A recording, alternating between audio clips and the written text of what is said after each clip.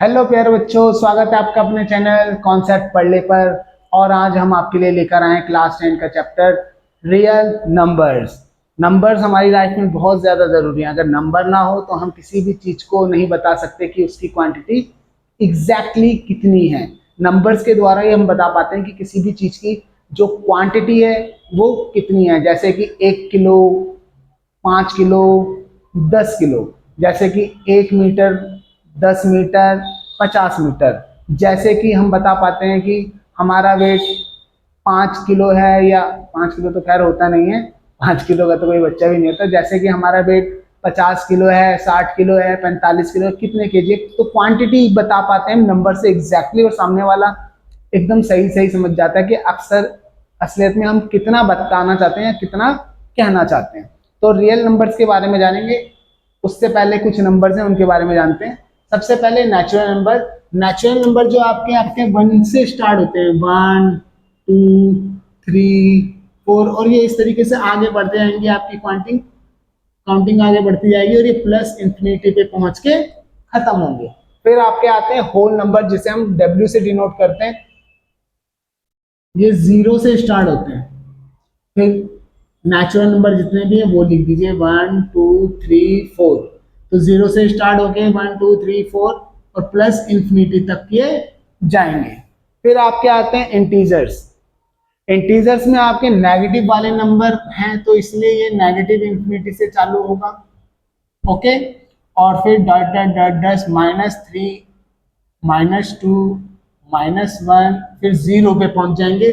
फिर 1, फिर 2, फिर 3, फिर dash dash dash dash plus infinity पे ये खत्म होगा। इंटीजर्स जिसे हम जेड से डिनोट करते हैं, नेगेटिव इंफिनिटी से शुरू होता है और पॉजिटिव इंफिनिटी पे खत्म होता है। मान लीजिए ये एक नंबर लाइन है, इसके बीचों बीच में 0 है, इधर 1 है, इधर 2 है, इधर 3 है, इधर -1 है, इधर -2 है, इधर -3 है। तो ये हो गया हमारे इंक्रीजिंग ऑर्डर नंबर्स की value, increasing order. Number line पे नंबर्स की वैल्यू लेफ्ट से राइट में बढ़ती है। -3 छोटा है -2 से, 0 बड़ा है -1 पे। जो आपके नंबर लाइन के राइट हैंड साइड पे आ रहा होगा, राइट हैंड साइड पे नंबर्स लाइंस के राइट हैंड साइड पे वो बड़ा होगा, और जो लेफ्ट हैंड साइड पे आएगा वो छोटा होगा। ठीक है। अब हम पढ़ेंगे इन रैशनल नंबर्स। रैशनल नंबर जिसे हम क्यू से डिनोट करते हैं। तो रैशनल नंबर देखें, हमारे सारे इंटीजर्स तो इसमें आते हैं, मगर यहाँ बीच बीच में जो नंबर हैं वो भी रैशनल नंबर्स में आएंगे। ठीक है। मगर उससे पहले हम जान लेते हैं कि डेसिमल एक्सपेंशन क्या होता है और क्या नहीं होता। Decimal expansion. First, terminating.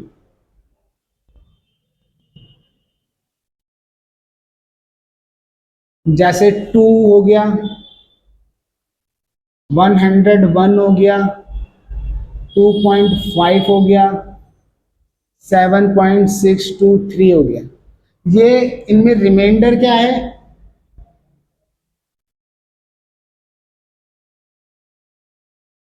0 आएगा जब भी आप डिवाइड करेंगे किसी नंबर की। जब आप डेसिमल एक्सपेंशन निकाल रहे हैं और उसमें रिमाइंडर क्या आ जाए, 0 आ जाए, तो आप कहोगे वो टर्मिनेटिंग है। जैसे मान लीजिए मैं ये डिवाइड कर रहा हूं 92 को 2 से, 2 4 जा 8, 1 2, 2 6 जा 12।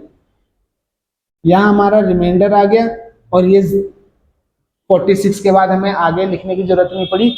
तो हम कह देंगे कि 92/2 का डेसिमल एक्सपेंशन 46 है, ये टर्मिनेटिंग है। होप क्लियर हो गया होगा आपको। दूसरा,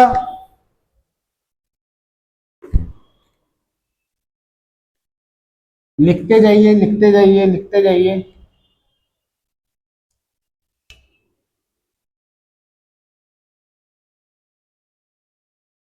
नॉन टर्मिनेटिंग रिकरिंग। ओके। इसमें जैसे कोई आपका जब आप डिवाइड कर रहे हैं, जैसे आप मान लीजिए 1 को 3 से कर रहे हैं, यानी कि 1/3, इसके लिए डेसिमल एक्सपेंशन क्या आएगा, पहले आप जीरो लगा के पॉइंट लगा देंगे क्योंकि नहीं है यहाँ पे, ये छोटा हो रहा है, तो 3 3 जा 9, 1 फिर जीरो लगा देंगे, फिर 3 3 जा 9, फिर 1 0, इस तरीके से ये आता ही रहेगा। तो इसका क्या हुआ, ये नंबर 0.333, अब ये 33 आता जा रहा है, रिपीट हो रहा है, तो इसको नॉन टर्मिनेटिंग बोलेंगे क्योंकि ये टर्मिनेट नहीं हो रहा। दूसरा ये रिकरिंग, यानी कि रिपीट हो रहा है नंबर, इस तरीके के डेसिमल एक्सपेंशन को आप नॉन टर्मिनेटिंग रिकरिंग कहेंगे। एक एग्जांपल और बता देता हूँ, 3.426262626, अब ये रिपीट होता जाएगा, तो ये कैसा हो गया आपका नॉन टर्मिनेटिंग रिकरिंग। तीसरे टाइप का होता है आपका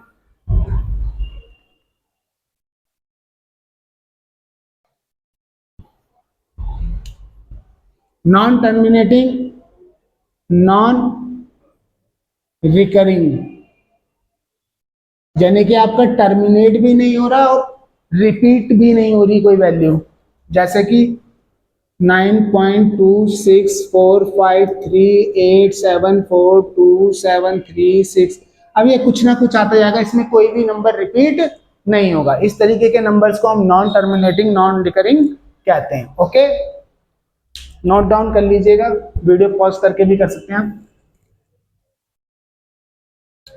आप जानते हैं रैशनल नंबर्स क्या होते हैं, ऐसे नंबर जिनको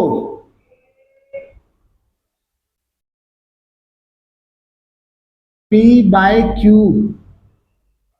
के रूप में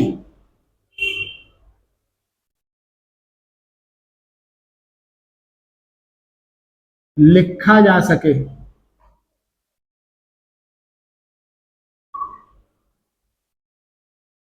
और आपके P and Q are integers, Q जो है आपका बराबर नहीं होगा जीरो के, जैसे कोई भी नंबर है 1/0, 2/0, -5/0, ये आपके रैशनल नंबर नहीं होंगे क्योंकि इनकी वैल्यू नॉट डिफाइंड है, इनकी वैल्यू निकली ही नहीं, तो कैसे बताएंगे हम रैशनल में रखें या ना रखें। ठीक है, दूसरा इररेशनल नंबर। अच्छा, इसमें जो डेसिमल एक्सपेंशन कैसा होगा इनका, डेसिमल एक्सपेंशन रैशनल नंबर के लिए एक तो होगा टर्मिनेटिंग,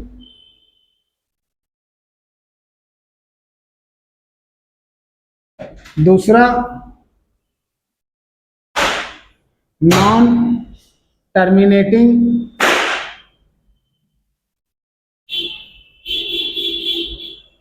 नॉन रिकरिंग।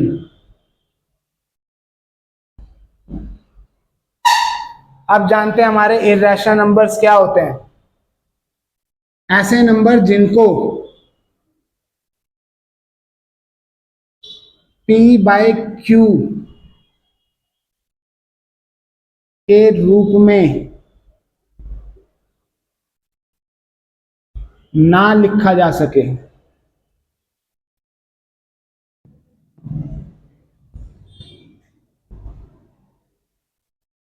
सही समझे आप, ये इररेशनल का एकदम अपोजिट है। इररेशनल नंबर को हम क्यू बार से डिनोट करते हैं, क्यू बार। ठीक है, यहां पे हमारे P एंड Q जो है are integers and Q is not equal to zero. अब हम इन्हें P/Q के रूप में लिख ही नहीं सकते, तो लिखने की जरूरत नहीं है। इसमें आपके जो है डेसिमल एक्सपेंशन कैसा होता है, नॉन टर्मिनेटिंग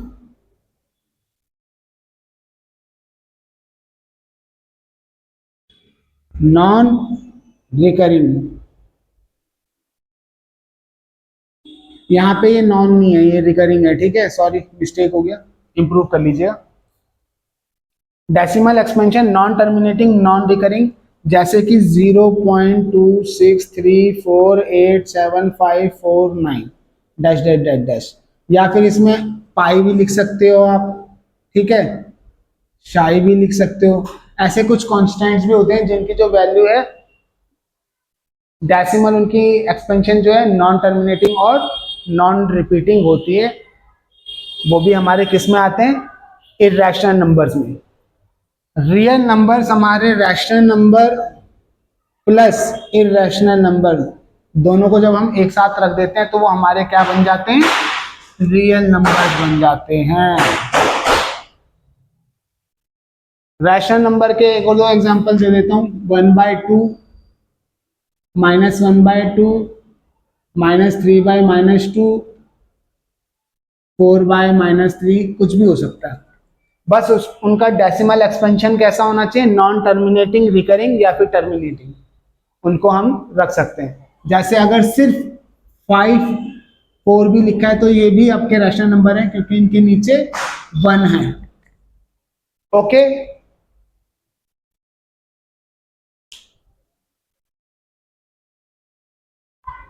अब हम जानेंगे प्राइम नंबर क्या होते हैं, कंपोजिट नंबर क्या होते हैं और हमारे को प्राइम नंबर्स क्या होते हैं।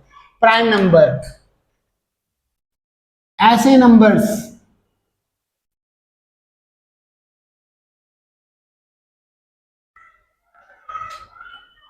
जिनका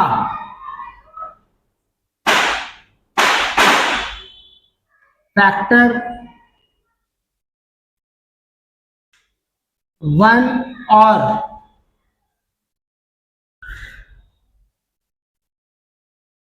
वे खुद होते हैं।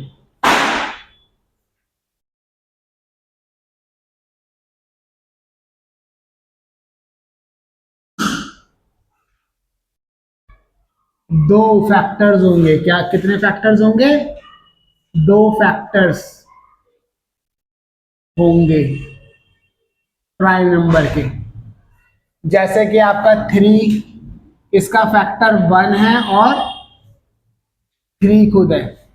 जैसे कि आपका 11, इसका एक फैक्टर 1 है और एक ये खुद है। कंपोजिट नंबर क्या होते हैं, ऐसे नंबर्स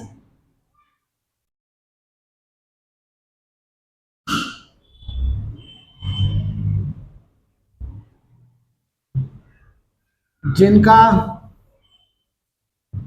फैक्टर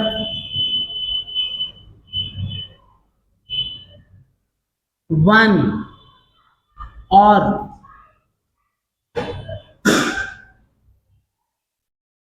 उनके खुद के सिवा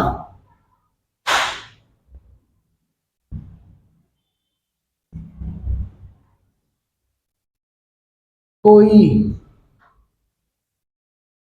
और भी हो।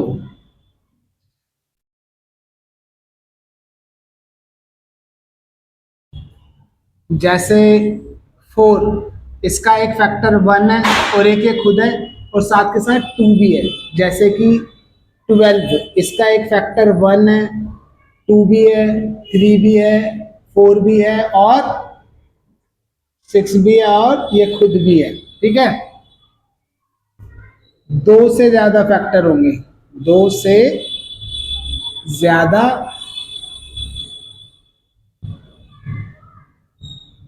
फैक्टर्स होंगे। हमारे जो प्राइम नंबर हैं वो भी अनगिनत है, इन्फिनाइटली मैनी प्राइम नंबर्स हैं देयर आर, और कंपोजिट नंबर भी ऑफ कोर्स इन्फिनाइटली मैनी है। को प्राइम नंबर क्या होते हैं, को प्राइम नंबर जब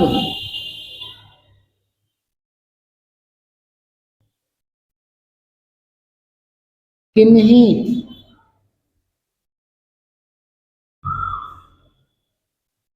दो नंबर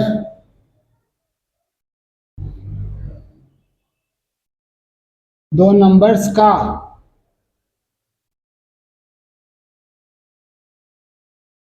कॉमन फैक्टर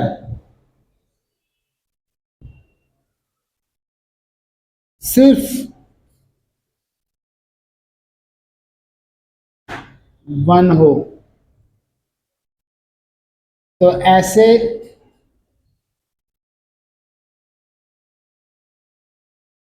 दो नंबर्स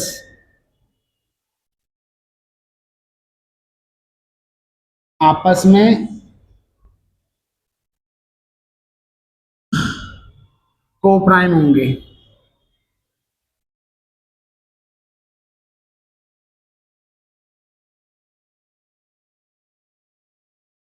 जैसे कि 5 और 7, 5 का फैक्टर क्या है?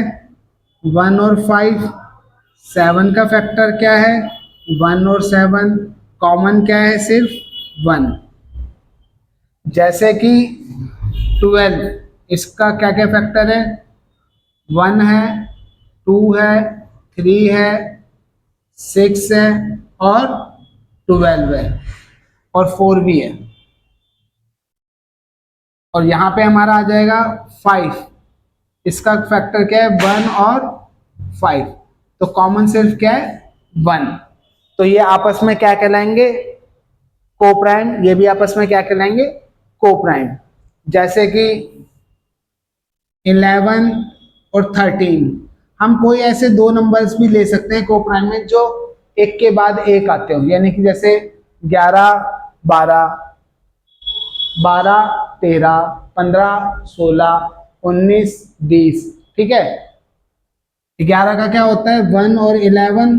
13 का क्या होता है? 1 और 13। को प्राइम के अगर एग्जांपल पूछे तो कोई भी दो प्राइम नंबर ले लीजिए, वो आपस में को प्राइम होंगे। अगर प्राइम नंबर्स के अलावा बताने हो तो कोई भी ऐसे दो नंबर ले लीजिए जो एक दूसरे के बाद आते हैं, जैसे कि 3 4, 7 8, 9 10। 9 10 दोनों ही कंपोजिट नंबर हैं, मगर आपस में एक दूसरे के आपस में क्या है? को प्राइम। ओके।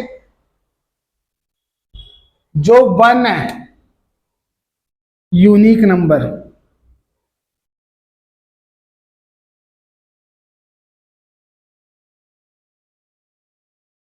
क्या है हमारा? 1। 1 हमारा यूनिक नंबर है, ना तो वो प्राइम नंबर है ना ही वो कंपोजिट नंबर है, क्योंकि कंपोजिट नंबर के लिए दो से ज्यादा फैक्टर चाहिए और प्राइम नंबर के लिए दो फैक्टर चाहिए। इसका सिर्फ एक फैक्टर है, वो खुद। इसलिए ये हमारा क्या है? यूनिक नंबर है। Okay.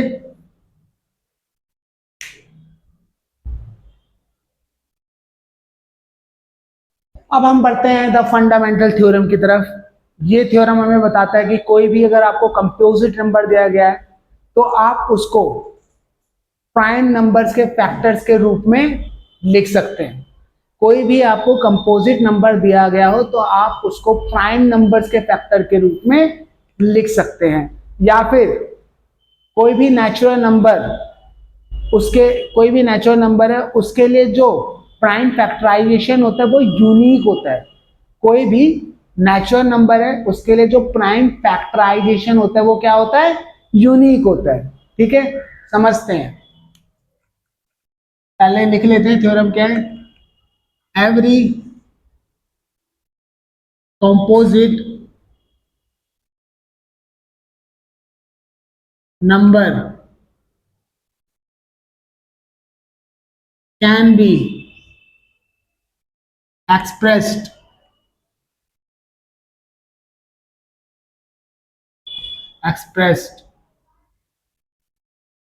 as a factor of primes.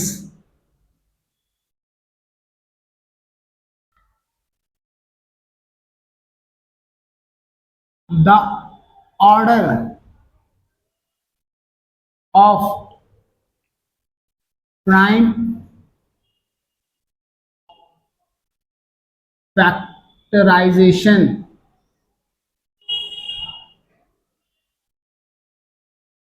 could be different,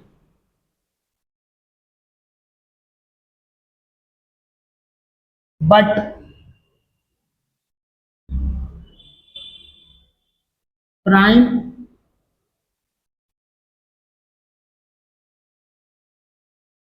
factorisation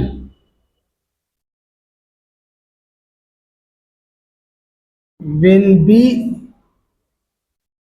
unique. जैसे मान लीजिए कोई भी आप कंपोजिट नंबर लीजिए 16, इसके हम फैक्टर बनाते हैं, प्राइम नंबर का यूज करना है क्योंकि हमें क्या करना है, प्राइम फैक्टराइजेशन करना है। तो प्राइम नंबर का 2 सबसे छोटा प्राइम नंबर होता है, 2 8 जा, ये फिर जा रहा है 2 4 जा, ये फिर जा रहा है 2 2 जा, ये फिर जा रहा है 2 1 जा। तो ये जो प्राइम फैक्टराइजेशन बना है 2 इंटू 2 इंटू 2 इंटू 2, इस तरीके से सिर्फ 16 के लिए ही आप फैक्टर बना सकते हो। जब भी आप 2 इंटू 2 इंटू 2 करोगे हमेशा क्या आएगा, 16 आएगा। अब चाहे ये वाला 2 पहले लिख लो, चाहे ये वाला 2। दूसरे एग्जांपल से समझते हैं, जैसे 15, 3 5 जा, 5 1 जा। तो 15 के लिए हमने क्या लिख दिया, 3 इंटू 5 इंटू 1 भी लिख सकते हैं, ठीक है। या फिर हो सकता है कोई लिख दे 5 इंटू 3 इंटू 1, इसको करोगे तो भी क्या आएगा, 15 आएगा, इसको करोगे तो भी क्या आएगा, 15। ये दोनों प्राइम फैक्टराइजेशन जो है यूनिक है, एक ही है। बस हमने यहाँ पे क्या किया है, ऑर्डर चेंज कर दिया, यहाँ 3 पहले लिया है तो यहाँ पे 5 पहले लिया है। तो वो यही कह रहा है जो कंपोजिट नंबर होगा उनका जब आप प्राइम फैक्टराइजेशन करोगे, the prime factorization will be unique. Prime factorization क्या होगा, यूनिक। जब भी आप 1 3 1 5 और 1 1 को आपस में मल्टीप्लाई करोगे तो 15 ही आएगा, कोई और कंपोजिट नंबर नहीं आ सकता। पर हो सकता है कि आप जो फैक्टराइजेशन कर रहे हो, चाहे वो इस तरीके से कर लो, चाहे वो आप इस तरीके से पहले 5 से लेकर कर दो, फिर 3 से लेकर कर दो। तो ऑर्डर आप चाहे ऐसा रख लो चाहे ऐसा रख लो, मगर जो नंबर्स आएंगे अपनी पावर के साथ वो यूनिक होंगे। यहाँ 3 की पावर 1 है, मैक्सिमम पावर यहाँ पे भी, यहाँ पे भी, यहाँ पे भी, यहाँ पे भी, यहाँ पे भी, ठीक है। तो ऑर्डर चेंज कर सकते हो, ऑर्डर मतलब 3 को पहले 5 को बाद में, या फिर 5 को पहले 3 को बाद में। पर जब आप 1 3 ले रहे हो, 1 5 ले रहे हो और 1 1 ले रहे हो और उनको आपस में मल्टीप्लाई 1 5 1 3 1 1 उनको आपस में मल्टीप्लाई कर रहे हो, तो आपका जो वैल्यू आएगी वो हमेशा क्या आएगी, 15 आएगी। वो कंपोजिट नंबर हमको 15 ही देगा। इसलिए इस फैक्टराइजेशन, प्राइम फैक्टराइजेशन को, किसी भी कंपोजिट नंबर के प्राइम फैक्टराइजेशन को क्या कहा गया है, यूनिक कहा गया। बस उसका ऑर्डर क्या हो सकता है, डिफरेंट हो सकता है। हर किसी कोई पहले कौन सा नंबर चूज कर रहा है प्राइम नंबर डिवाइड करने के लिए, डिपेंड करता है। ऑर्डर आप चेंज कर सकते हो, मगर फैक्टराइजेशन में जो नंबर आएंगे जितनी बार रिपीट हो रहे होंगे उतनी बार ही आएंगे।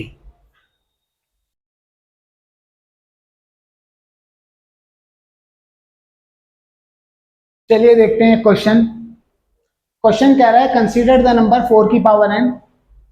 मान लीजिए आपके पास कोई नंबर है जिसकी पावर 4 की पावर n है, ठीक है। n हमारा एक नेचुरल नंबर है। नेचुरल नंबर आपके पता ही आपको 1 2 3 4 इंफिनिटी तक। Check whether there is any value of n। क्या n की कोई ऐसी वैल्यू है, n की जगह 1 2 3 4 5 6, कोई ऐसा नंबर है जो n की जगह रखने पर फॉर विच 4 की power n inch with the digit 0। जब हमने वो पावर n की जगह रख दी, वो नंबर n की जगह रख दिया, तो जो पावर रखने के बाद हम सॉल्व करेंगे तो एक नंबर आएगा हमें। वो नंबर, उसका जो वंस का डिजिट है, लास्ट डिजिट, क्या वो 0 हो सकता है, ये हम चेक करेंगे। तो देखिए 4 की पावर n है, इसको आप ऐसे लिख सकते हो 2 की पावर 2 की पावर n। आपने क्लास 9 में रूल पढ़े होंगे एक्सपोनेंट्स के, पावर पावर की क्या हो जाती है, मल्टीप्लाई हो जाती है। तो ये 2 की पावर n हो गया। अब यहाँ पे हम क्या देख रहे हैं, n कुछ भी रख दो, चाहे 1 रख दो, 2 रख दो, 3 रख दो। इफ n इक्वल टू 1 तो 2 की पावर क्या हो जाएगी, 2। इफ n इक्वल टू 2 तो 2 की पावर क्या हो जाएगी, 4। इफ n इक्वल टू 3 तो 2 की पावर क्या हो जाएगी 6। इफ n इक्वल टू 4 तो 2 की पावर क्या हो जाएगी 4 टू जा 8। तो कहीं पे भी देख लीजिए, इसको आप ऐसे लिख सकते हो 2 इंटू टू, यहाँ 2 into two into two into two. Okay, यहाँ 2 into two into two into two into two into two, यहाँ पे 8 बारी लिखना पड़ेगा 2 into two into two into two into two into two into two into two. Okay, अब यहाँ हम देख रहे हैं खाली 2 2 2 2 आए जा रहे हैं। तो जब भी आपके प्राइम जो हमने फैक्टराइजेशन किया है उसमें आपके 2 और 5 एक साथ एक भी बार नहीं आए हैं, 2 और 5 एक बार भी नहीं आए हैं एक साथ, यानी कि किसी का प्राइम फैक्टराइजेशन जैसे 10 है, 10 का कर रहा हूं मैं, तो 2 5 जा 5 बन जा, तो इसमें 2 इंटू 5 इंटू 1 हो गया। जैसे 2 1 0 है, इसका कर दूं 2 1 जा 0 5, 5 से होगा या 3 से, 3 3 जा 3 5 जा, फिर 7 5 जा, फिर 5 1 जा। ठीक है, तो इसका 210 का क्या है 2 इंटू 3 इंटू 7 इंटू 5। तो देखिए एक बार 2 रिपीट हो गया और एक बार 5, इन दोनों को आपस में मल्टीप्लाई करूंगा तो 10 आ गया। अब कितना भी बड़ा बाकी कितने भी और प्राइम फैक्टर्स हो उसके, उनको मल्टीप्लाई कर दूं आपस में और लास्ट में 10 से मल्टीप्लाई कर दूं तो लास्ट में 0 आएगा, आएगा। 10 से मल्टीप्लाई कर रहे हैं हम किसी भी नंबर को तो उसके लास्ट में 0 आएगा। यहाँ पे 2 तो है इन सब जगह पे, मगर 5 नहीं है प्राइम फैक्टराइजेशन में, इसलिए 2 की पावर कितनी भी डाल दो कभी भी जो नंबर आएगा उसकी लास्ट डिजिट 0 नहीं आएगी। ठीक है,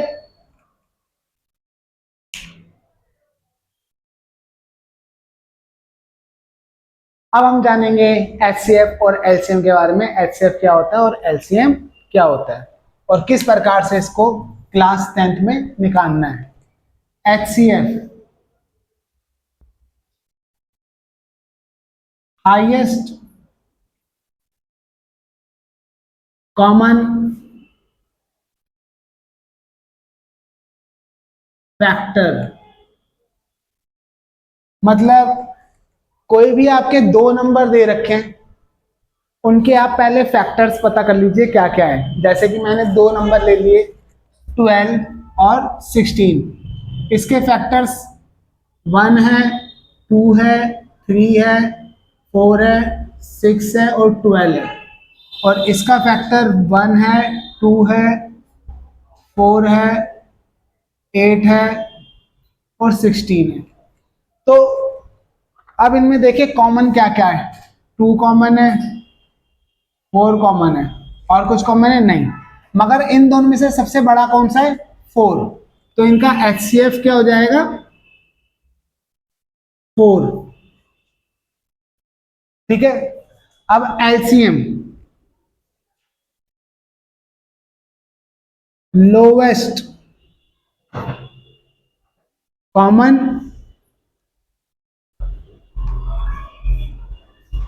मल्टीपल,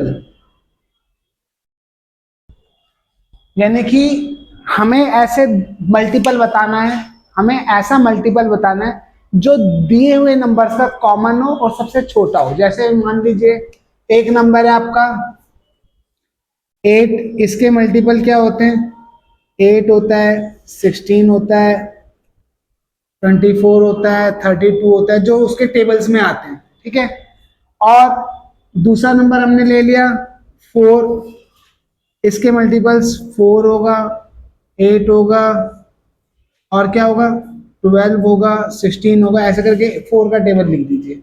अब देखिए कॉमन में सिर्फ 8 आ रहा है, कॉमन में सिर्फ 8 आ रहा है और 8 इन दोनों का क्या है मल्टीपल है सबसे छोटा। 16 आ रहा है ठीक है, और भी बहुत सारे आएंगे मगर सबसे छोटा कौन सा है, 8 है। तो एलसीएम क्या हो जाएगा, 8 किसका, 4 और 8 का। लोवेस्ट कॉमन मल्टीपल का मतलब है सबसे छोटा मल्टीपल बताना है जो दोनों में हो या तीनों में है। अगर आपको 3 नंबर दिए तो 3 का निकालेंगे इस तरीके से जो कॉमन तीनों में कॉमन हो। 2 नंबर दिए तो हमने 2 नंबर वाला निकाला है। ठीक है, 3 नंबर का भी निकाल लेते हैं। 2 के पहले लिख लो, 4 के लिख लो और 6 के लिख लो। हमें इन तीनों का एलसीएम बताना है। तो 2, 4, 6, 8, 10, 12 ऐसे जाता है।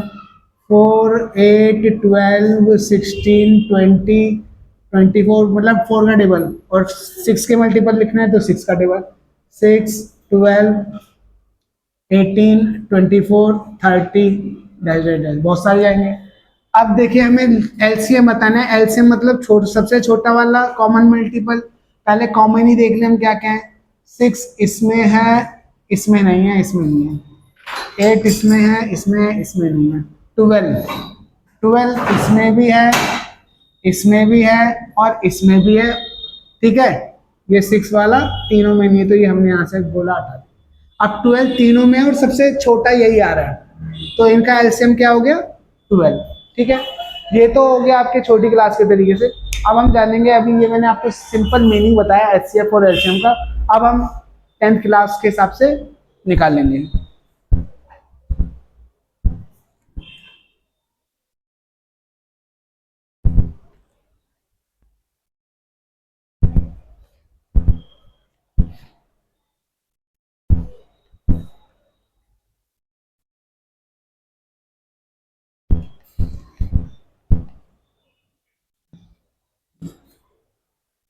क्या कर रहा है भाई, खटर खटर खटर मना।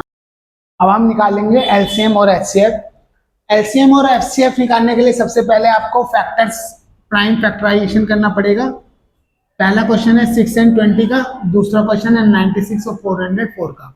तो 6 का प्राइम फैक्टराइजेशन 2 3 जा 3 1 जा, प्राइम नंबर से यूज कर लिया हमने। ओके, दूसरा है 20 का, 2 1 जा 0, 2 5 जा 5 1 जा। अब ये जो प्राइम फैक्टराइजेशन आपने किया है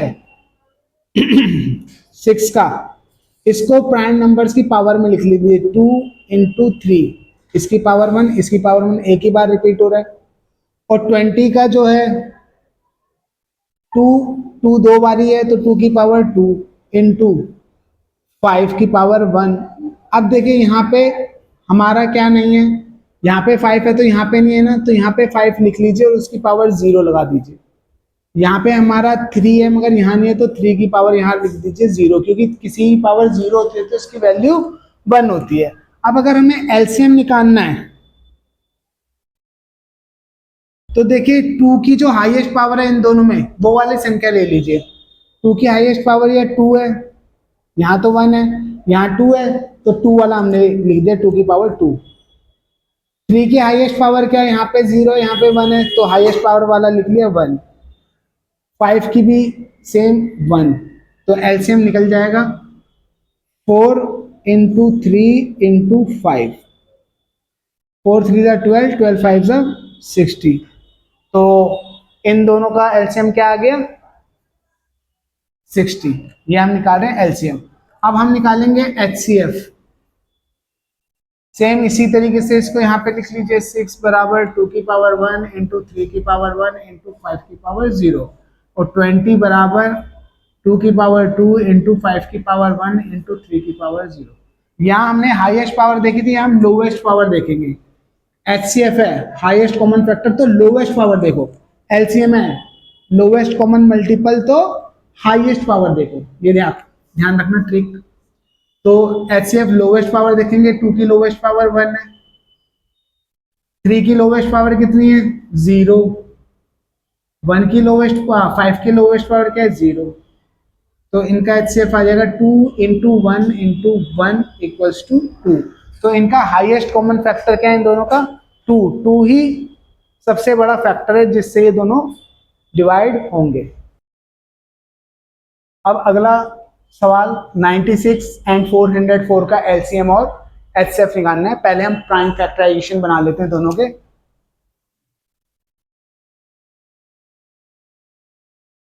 टू फोर जा, टू एट जा, टू टू जा, टू फोर जा, टू वन जा, टू टू जा, टू सिक्स जा, टू थ्री जा, थ्री वन जा। 404 का क्या हो जाएगा? टू टू जा जीरो, टू टू जा, टू वन जा जीरो, टू वन जा। 101 प्राइम है तो 1 से जाएगा। इनको यहाँ पे नोट कर लेते हैं। 96 इक्वल्स टू पावर्स के रूप में, प्राइम नंबर्स के पावर्स के रूप में 2 की पावर 1 2 3 4 5 इंटू 3 की पावर 1, ठीक है। और 404 को लिखेंगे 2 की पावर 2 इंटू 101 की पावर 1। ओके, यहाँ पे हमारा 101 है, यहाँ पे नहीं है तो 101 की पावर नॉट। यहाँ पे हमारा 3 है मगर यहाँ पर नहीं है तो 3 की पावर नॉट। एलसीएम निकालने के लिए मैंने आपको बताया था मैक्सिमम पावर वाला हम चूज करते हैं। 2 की मैक्सिमम पावर यहाँ पे 5 है तो 2 की पावर 5 इंटू 3 की पावर 1 इंटू 100 की पावर मैक्सिमम 1। तो ये सॉल्व यहाँ पे करेंगे। 48, 2 2 जा 4, 4 2 जा 8, 8 2 जा 16, 32। सही है। 2 2 जा 4, 4 2 जा 8, 8 2 जा 16, 16 2 जा 32।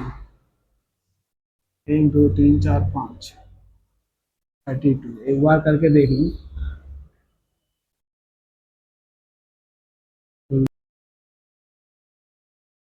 32 इंटू 3 की इंटू ये 1 हो जाएगा। 3 2 जा 6, 3 3 जा 9। तो एलसीएम कितना आ गया? 96 आ गया। ओके, अब एचसीएफ निकालेंगे। एचसीएफ निकालने के लिए हम क्या करते हैं? मिनिमम पावर लेते हैं। तो 2 की मिनिमम पावर यहाँ पे 2 है इन दोनों में। 3 की मिनिमम पावर 0 है। 100 की मिनिमम पावर 0 है। तो 4 इंटू 1 इंटू 1 इक्वल्स टू 4। तो इन दोनों का एचसीएफ इस प्रकार से क्या आ गया? 4 आ गया। ओके,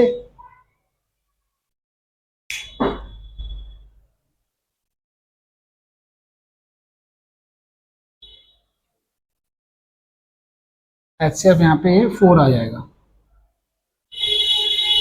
नीचे का फ्रेम में आ नहीं रहा होगा।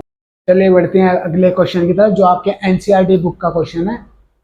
Explain why 7 into 11 into 13 plus 13 and 7 into 6 into 5 into 4 into 3 into 2 into 1 plus 5 are composite number. तो हमें बताना है ये वाला नंबर और ये वाला नंबर, इनको सॉल्व करने पे एक नंबर आएगा और इनको सॉल्व करने पे एक नंबर आएगा। वो दोनों नंबर कंपोजिट नंबर क्यों है हमें ये बताना है। तो पहले हम ये वाला 7 इंटू 11 इंटू 13 प्लस 13, इसको अगर हम देखें तो इस वाली टर्म में से और इस वाली दो चीजें प्लस हो रही है ना, तो इनमें से 13 कॉमन ले सकते हैं। 13 कॉमन ले लिया तो ये बन जाएगा 7 इंटू 11 इंटू 13। ओके, अब हम ये देख रहे हैं कि इससे जो नंबर आएगा वो इस नंबर और इस नंबर का मल्टीप्लाई होगा। इससे एक आंसर आएगा इस साइड, इनको आपस में सॉल्व करने पर मान लीजिए वो x x x x x x आ रहा है। ओके, तो वो नंबर जो है इससे भी डिवाइड हो जाएगा 13 से। इस नंबर का एक फैक्टर 13 होगा, ठीक है, और एक होगा 7 इंटू 11 इंटू 13 और एक वो खुद होगा, एक वो खुद होगा और एक 1 होगा। तो अपने अलावा और 1 के अलावा ये दोनों नंबर भी इस नंबर के क्या है? फैक्टर्स हैं, इसलिए ये एक कंपोजिट नंबर है। दूसरा 7 into 6 into 5 into 4 into 3 into 2 into 1 plus 5। यहाँ पे भी प्लस में दो टर्म्स हैं, एक ये वाली और एक ये। इनमें से हम 5 कॉमन ले सकते हैं, 5 कॉमन ले सकते हैं। तो 5 कॉमन ले लिए, इधर क्या बच जाएगा फर्स्ट टर्म में? 7 into 6 into 4 into 3 into 2 into 1 plus यहाँ पे +1 आ जाएगा। ठीक है, अब यहाँ पे इसको सॉल्व करने पे एक डिजिट बन जाएगी पूरी। ठीक है, और ये 5, एक फर्स्ट डिजिट ये है, और इन दोनों को मल्टीप्लाई करने पे यहाँ पे एक आंसर आएगा 5 को, और इस पूरे को मल्टीप्लाई करने पे एक नंबर आएगा जो मान लिया हमारा ये है। अब इसका एक फैक्टर 5 होगा, एक फैक्टर 7 × 6 × 4 × 3 × 2 +1 होगा, और एक फैक्टर 1 होगा, और एक फैक्टर खुद होगा। ये जो नंबर है ये खुद होगा, यानी कि 1 और खुद के अलावा भी ये दो नंबर इसके फैक्टर हैं। इसलिए ये वाला नंबर, इसको सॉल्व करने पे जो ये वाला नंबर आ रहा है, इसको सॉल्व करेंगे तो यही डिजिट आएगी, यही नंबर आएगा। ठीक है, तो ये क्या होगा, एक कंपोजिट नंबर होगा। ओके,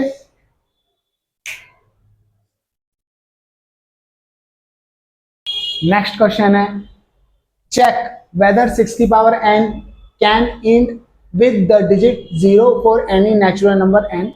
क्वेश्चन कह रहा है कि 6 की पावर n है, n की हम कोई भी वैल्यू डाल दें नेचुरल नंबर में से, तो क्या जो आंसर आएगा उसकी लास्ट डिजिट 0 होगी। इससे पहले हमने एक क्वेश्चन किया था 4 की पावर n, उसमें मैंने आपको बताया था जब हम प्राइम फैक्टराइजेशन बना रहे हैं तो प्राइम फैक्टराइजेशन में 2 और 5 होंगे।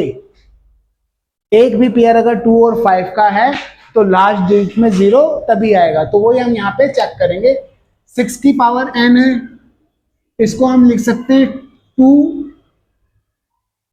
की पावर n इंटू 3 की power n।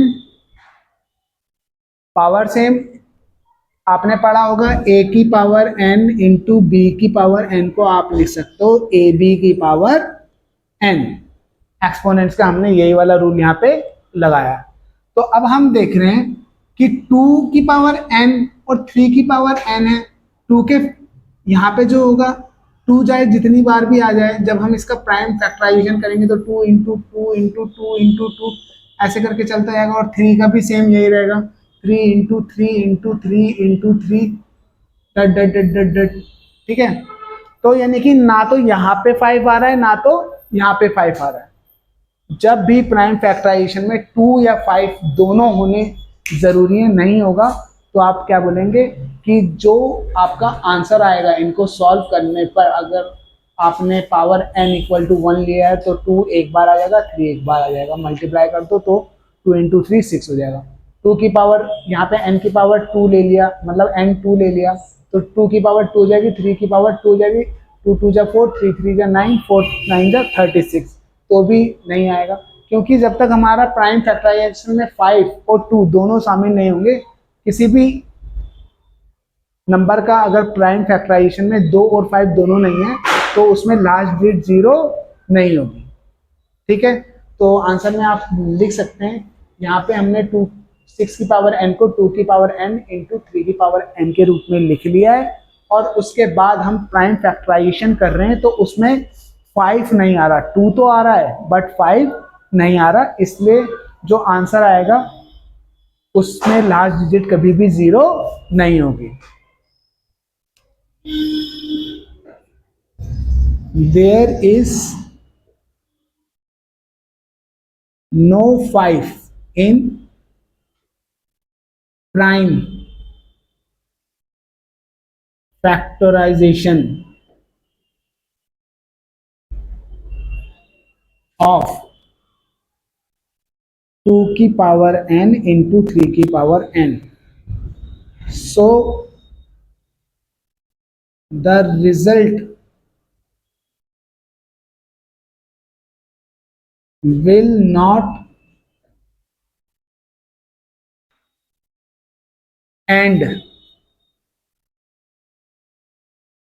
with 0 as a last digit। इस तरीके से आपको थोड़ा ये बनाना पड़ेगा और ये लाइन लिख देनी पड़ेगी, आपका आंसर हो गया।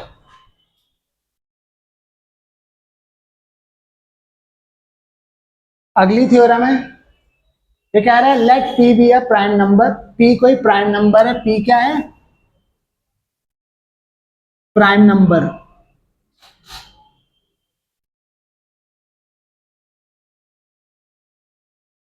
If p divides a square, if p divides, ये कह रहा है कि पी अगर डिवाइड्स करता है, भाग देता है ए स्क्वायर को, देन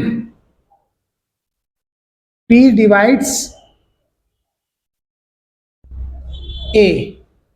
अगर P A के स्क्वायर को डिवाइड कर रहा तो P A को भी डिवाइड कर लेगा, और A हमारा कोई भी पॉजिटिव इंटीजर है, A हमारा कोई भी पॉजिटिव इंटीजर है, पॉजिटिव इंटीजर मतलब नेचुरल नंबर।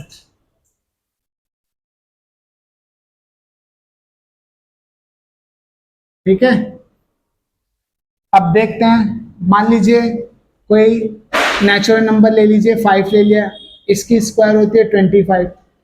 ठीक है, अब कोई प्राइम नंबर 25 को डिवाइड कर रहा है, 25 को कौन सा प्राइम नंबर डिवाइड कर सकता है, 2 नहीं कर सकता, 3 नहीं कर सकता, 5 कर सकता है। 5 डिवाइड्स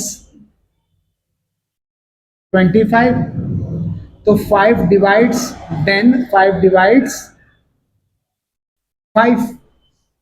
अगर 5 25 को डिवाइड कर रहा है तो 5 5 को भी डिवाइड कर रहा है। ये थ्योरम हमें यही बता रही है। मान लीजिए कोई अदर ले लीजिए, कोई नंबर ले लीजिए 6 और उसका स्क्वायर हो गया 36। ठीक है, अब 36 को कौन सा प्राइम नंबर डिवाइड कर रहा है, 2 डिवाइड्स 36, तो 2 डिवाइड्स ए हमारा 6 था, तो 2 6 को भी डिवाइड कर रहा है। यस, कोई और प्राइम नंबर लेना है 2 की जगह, 3 डिवाइड्स 36, तो 3 डिवाइड्स 6। ठीक है, ये थ्योरम याद रखिएगा। एक छोटा सा रूल और है, वो मैं आपको समझा देता हूं यहीं पर।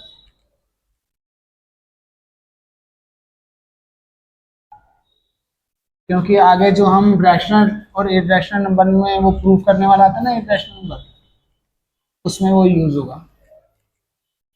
देखिए 2 इंटू 3 जो है 6 होता है, यानी कि हम कहेंगे 2 और 3 दोनों क्या है, बोथ आर फैक्टर ऑफ 6। ठीक है, ये नोट कर लीजिएगा।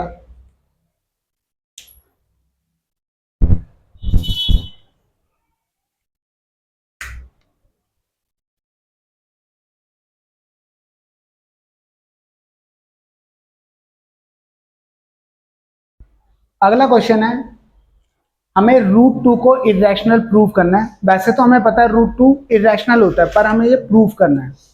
इसको प्रूव करना है हमें इरेशनल, तो इसके लिए हम ना कॉन्ट्राडिक्शन मेथड का यूज करेंगे।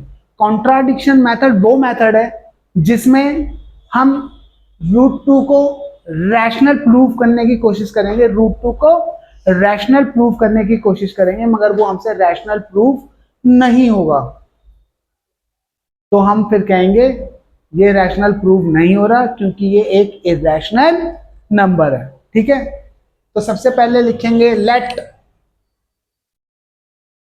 √2 इज अ रैशनल नंबर।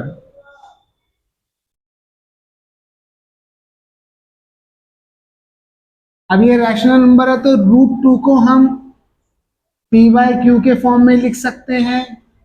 √2 जो है p/q के फॉर्म में होगा, p and q are integers and coprime, आपस में वो को प्राइम भी हैं। q हमारा 0 के इक्वल नहीं होगा। ओके, यहां पे हम स्क्वायरिंग कर देंगे, स्क्वायरिंग बोथ साइड, तो ये हो जाएगा 2 equals to p square by q square, यानी कि मैं लिख सकता हूं 2 into q square equal to p square. अब यहाँ पे देखिए 2 मल्टीप्लाई क्यू स्क्वायर बराबर पी स्क्वायर है, यानी कि 2 जो है एक फैक्टर है। अभी मैंने ये बताया था 2 इंटू 3 करने पे 6 आता है, तो ये भी और ये भी इसका फैक्टर होगा। ऐसे ही इन दोनों को मल्टीप्लाई करने पे पी स्क्वायर आ रहा है, तो 2 पी स्क्वायर का एक फैक्टर होगा। 2 डिवाइड्स पी स्क्वायर, और अगर 2 पी स्क्वायर को डिवाइड करो तो हम ये कह सकते हैं 2 एक प्राइम नंबर है, तो 2 पी स्क्वायर को कर रहा है, तो 2 डिवाइड्स पी। ओके, अब हम यहां पे क्या कहते हैं, 2 is a factor of P. Now अब हम क्या करेंगे, late P equal to 2C ले लेंगे, और उसको हम यहाँ पे, चाहे यहाँ पे जहां पे भी आपका मन करे वहां पे पुट कर दीजिए। ठीक है, तो P क्या है हमारा, 2Q square equals to 2C की होल स्क्वायर। P की जगह डाल दी हमने यहाँ पे, इसको 1 लेट कर लीजिए। ओके, फ्रॉम 1 एंड 2, ये 2 ओपन कर लेते हैं, तो ये हो जाएगा 2Q square equal to 4C square. Okay, अब ये 2 मैं इसके नीचे ले आता हूं, तो 2C स्क्वायर इक्वल टू की स्क्वायर। अब यहाँ फर्दर हम देख रहे हैं 2 इंटू सी स्क्वायर बराबर क्या आ रहा है, क्यू स्क्वायर। तो मैं कह सकता हूं कि जो 2 है एक फैक्टर है क्यू स्क्वायर का, 2 डिवाइड्स क्यू स्क्वायर, तो 2 डिवाइड्स क्यू। ओके, तो यहां से नतीजा क्या निकलता है, 2 is a factor of Q. अब हम क्या देख रहे हैं, यहां से और यहां से 2 जो है p का भी फैक्टर है और q का भी फैक्टर है, 2 जो है p का भी फैक्टर है और q का भी फैक्टर है। पर हमने क्या लेट किया था कि वो दोनों क्या है, को प्राइम है। को प्राइम मतलब उनका कॉमन फैक्टर सिर्फ 1 होगा। तो हम ये कह सकते हैं कि हमने जो अवर 2 डिवाइड्स बोथ p, हाँ, p and q, so our assumption is wrong। इसलिए हमारा assumption क्या हो गया, wrong हो गया। therefore √2 is an irrational number। जो हमने माना था वो बात गलत हो गई, वो रैशनल नंबर नहीं है, इसलिए हम कहेंगे 2 क्या है, एक रैशनल नंबर है।